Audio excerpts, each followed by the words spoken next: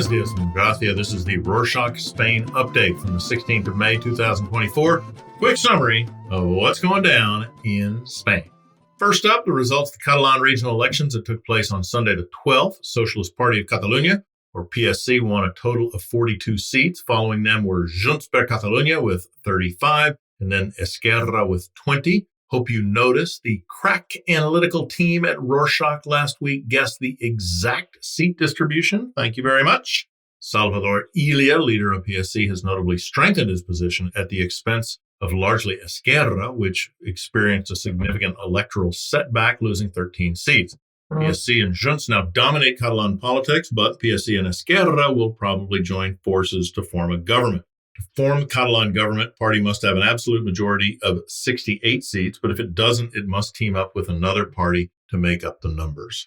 Continuing with election news, Per Aragonès, the acting president and leader of the Left of Catalonia party, announced on Tuesday the 14th that he won't continue with politics following Esquerra's poor performance in Catalan elections. In an Esquerra press conference, Aragonès stated that he is stepping back from frontline politics, but will continue supporting his party. Under his leadership, Esquerra has become Catalonia's third biggest political party. Aragonès also declared that Esquerra would not help facilitate the formation of a socialist government. However, other members of Esquerra have not confirmed these comments. Keeping with politics, Spain, Ireland, and several other EU member states are poised to recognize Palestine as a state on the 21st of May. Josep Borrell, the EU's representative for foreign affairs, made the announcement during an interview on Spanish national radio. José Manuel Álvarez, Spain's foreign minister, confirmed the news later. This move coincides with the UN General Assembly's vote on Friday the 10th, where 143 of the 193 member countries of the UN recognized that Palestine met the necessary criteria to join the organization and granted it new rights as an observer member. In economic news, the Spanish government has expanded its digital kit program this week, increasing the grant for self-employed workers by €1,000. Digital Kit is an EU-backed initiative from the Ministry of Economic Affairs and Digital Transformation that offers grants to support Spanish companies in their transition towards digital transformation. Starting in June, self-employed workers and small to medium-sized enterprises can request up to €3,000 annually to go digital and invest in computers or tablets for their business. Previously, the program focused solely on financing digital services, but with this change, companies will be able to possess technological assets and push their businesses further forward.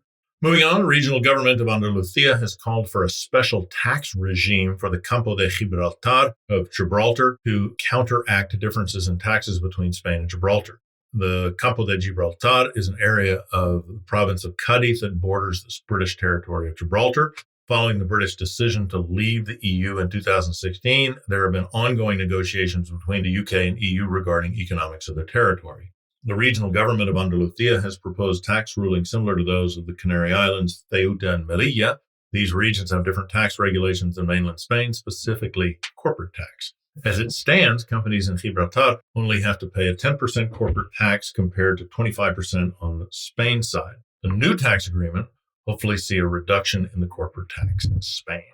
Speaking of the Straits of Gibraltar, an orca has sunk a yacht after ramming into it. On Sunday the 12th, a 15-meter yacht was carrying two people in Moroccan waters when some orca whales attacked it. Passengers experienced sudden impact to the hull and rudder, leading the vessel to take on water and eventually sinking. Luckily, the passengers were rescued by a nearby oil tanker and taken to Gibraltar. This incident is part of nearly 700 interactions recorded since May 2020, involving a specific subpopulation of about 15 known orcas. Researchers suggest the orcas' behavior may be playful or a competitive response to ships and their hunting grounds. For whatever reason, most of these attacks seem to take place near the Straits of Gibraltar.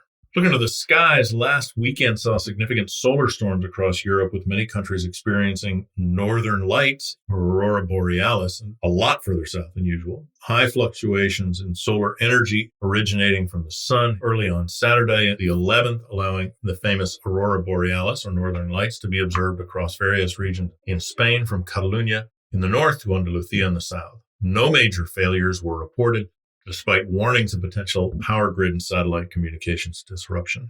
In weather news, Spain's meteorological agency, IMET, has warned this summer could be hotter and drier than previous years. According to IMET, June, July, and August are projected to have a 70 to 100% likelihood of being warmer than usual and could be among the country's hottest months ever recorded.